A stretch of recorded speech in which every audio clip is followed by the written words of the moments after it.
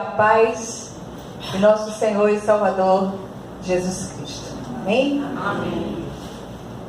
Louvado seja o nome santo e poderoso do nosso Deus. Meus amados, vamos abrir nossa Bíblia hoje na Epístola de Tiago, capítulo 1. E nós vamos ler inicialmente do versículo 19 até o 21. O texto é mais longo, peço que vocês deixem as Bíblias abertas, porque nós vamos voltar a esse texto. Mas inicialmente vamos fazer a leitura do versículo 19 até o 21. Tiago, capítulo 1, do versículo 19 até o 21. Estou orando para que o Senhor me ajude a conseguir entregar a palavra. A noite não foi nada boa. Estou com essa, acho que é virose, gripe, sei lá, a garganta não está boa. Meio febril, mas vamos embora. Em nome de Jesus. Todos acharam? Amém. Diz assim a palavra do Senhor. Sabeis estas coisas, meus amados irmãos. Todo homem, pois, seja pronto para ouvir, tardio para falar, tardio para se irar. Porque a ira do homem não produz a justiça de Deus. Portanto, despojando-vos de toda impureza e acúmulo de maldade, acolhei com mansidão a palavra em vós implantada, a qual é poderosa para salvar a vossa alma. Amém? Amém. Glória a Deus. Vamos orar mais uma vez. Querido Deus e Pai, vem ministrar a Tua palavra ao nosso coração, vem nos encher com essa palavra viva. Toca profundamente em nós, porque se o Senhor não fizer isso, de nada adianta as leituras e as inúmeras mensagens que são pregadas, Pai. Que o Senhor possa abrir o nosso entendimento para compreender aquilo que o Senhor deseja ministrar a cada um de nós, em nome de Jesus. Amém. Amém. Glória a Deus. O texto é maior, o contexto, na verdade, onde esses versículos estão inseridos, ele é maior, ele vai do versículo 19 até o 27, e traz instruções extremamente práticas da parte de Tiago, meio-irmão de Jesus, sobre a prática da palavra de Deus. Segundo a tradição, Tiago veio a se converter depois da ressurreição de Jesus e tornou-se uma coluna na igreja primitiva. E os seus escritos, eles chegam a chocar pela praticidade. Inclusive, esse fato fez com que, quando eles estavam resolvendo o que é que ia fazer parte do cânone e o que não ia, eles achavam que as palavras de Tiago eram práticas demais para ter um sentido espiritual. E aí a gente descobre que não existe nada mais espiritual do que a prática viva dessa palavra. Amém? Então percebemos hoje, por parte de muitos em nosso meio, uma verdadeira compulsão em pregar a palavra. As pessoas querem pregar a palavra, as pessoas não querem fazer a obra de Deus. O Senhor já mandou, já ordenou o ir e tal, mas antes de pregar, precisamos deixar que essa palavra seja introjetada em nós, que ela seja implantada em nós, como diz Tiago.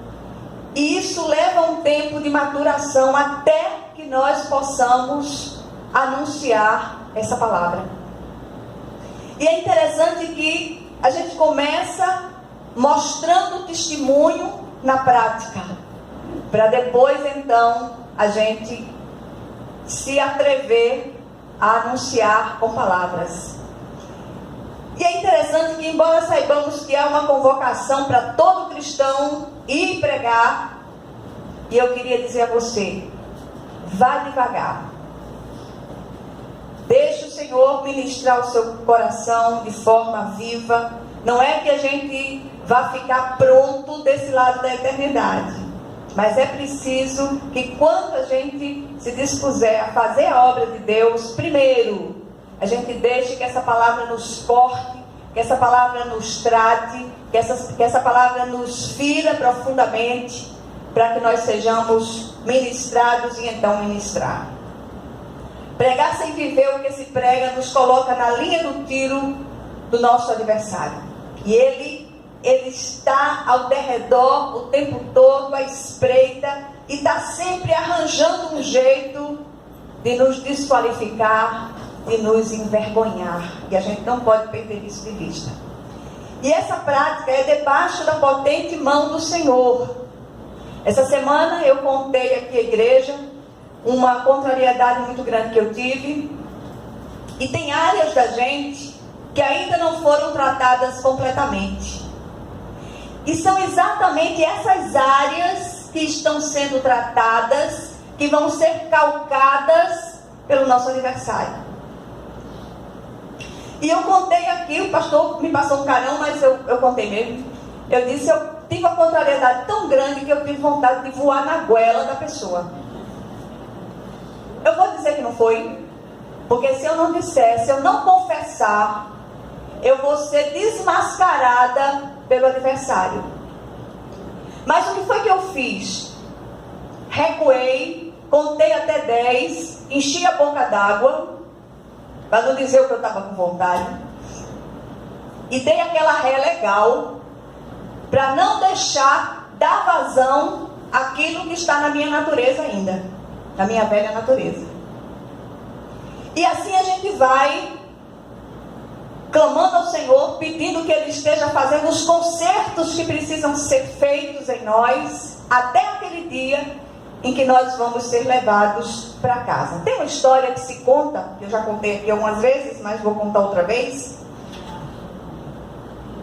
Disse que uma mulher foi procurar, certa vez, Gandhi.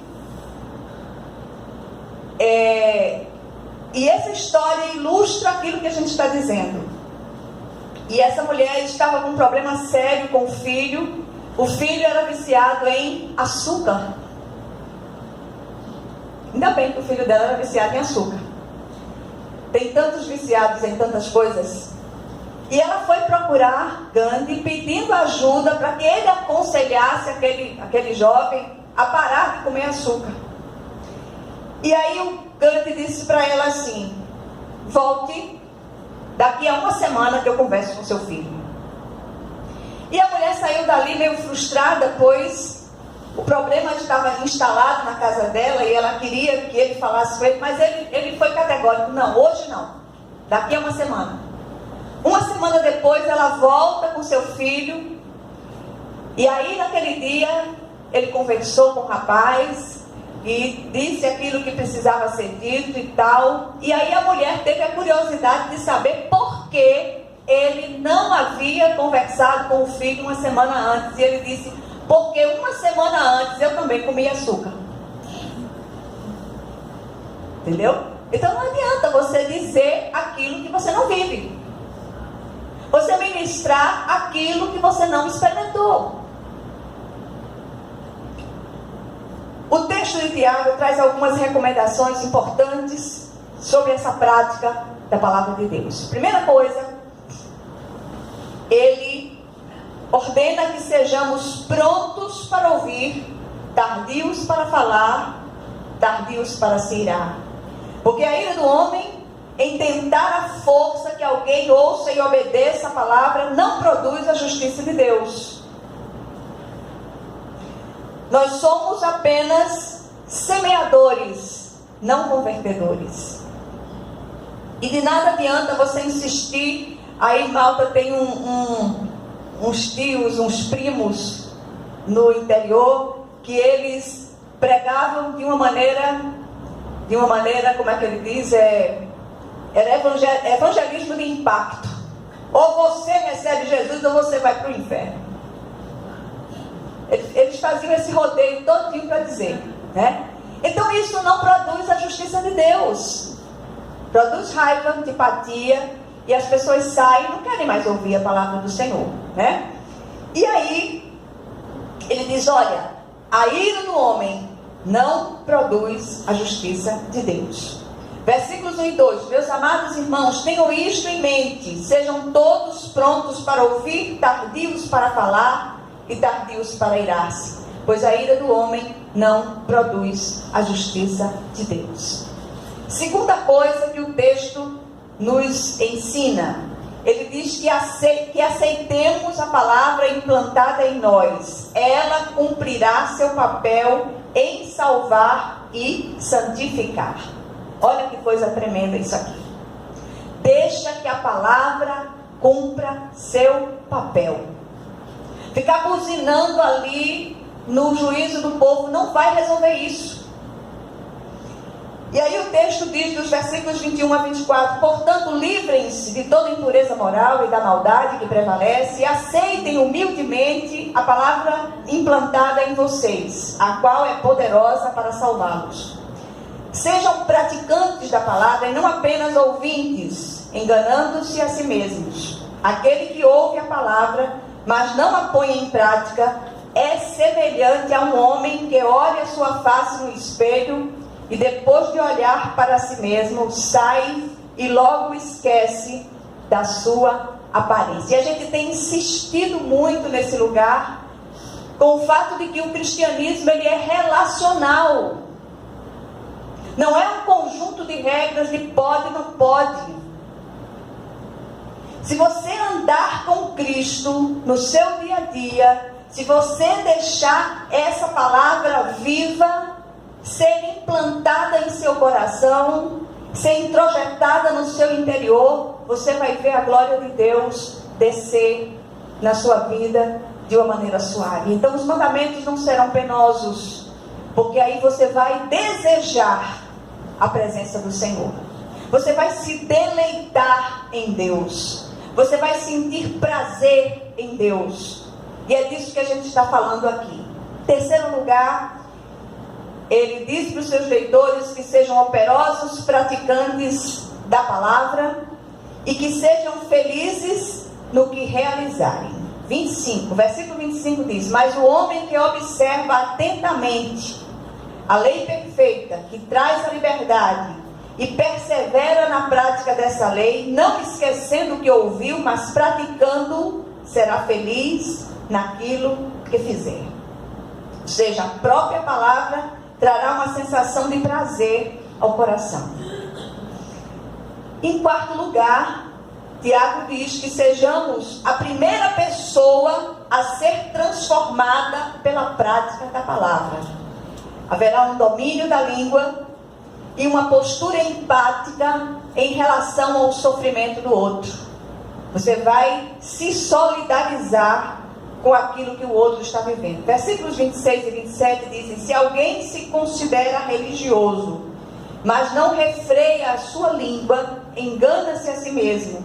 Sua religião não tem valor algum. A religião que Deus, o nosso Pai, aceita como pura e imaculada é esta: cuidar dos órfãos e das viúvas em suas dificuldades e não se deixar corromper pelo mundo.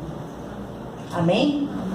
Então, o que é que a gente pode tirar daqui dessa breve meditação? Eu acho que pelo menos 4 lições especiais a gente tira daqui. Primeiro, Tiago propõe aqui que seus leitores sejam operosos nesse ouvir e meditar no que ouvem.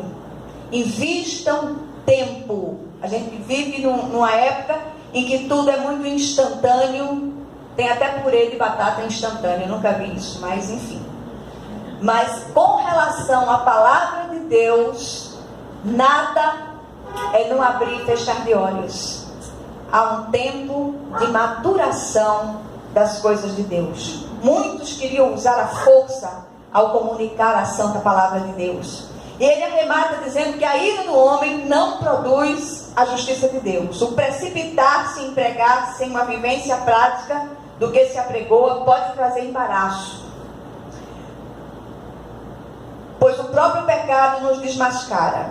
Assim ouçamos e meditemos no que ouvimos exaustivamente até que a palavra seja em nós implantada, começando a gerar vida e transformação de fato.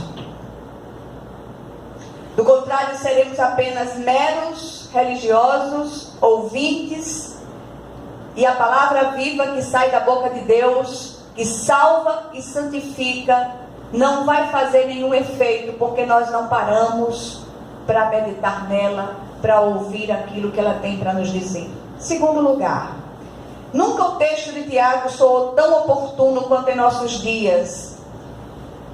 A gente está vivendo uma época de um cristianismo híbrido, com característica de várias correntes espirituais, com práticas importadas de outros guetos espirituais, e isso tem sido muito negativo para a obra de Deus.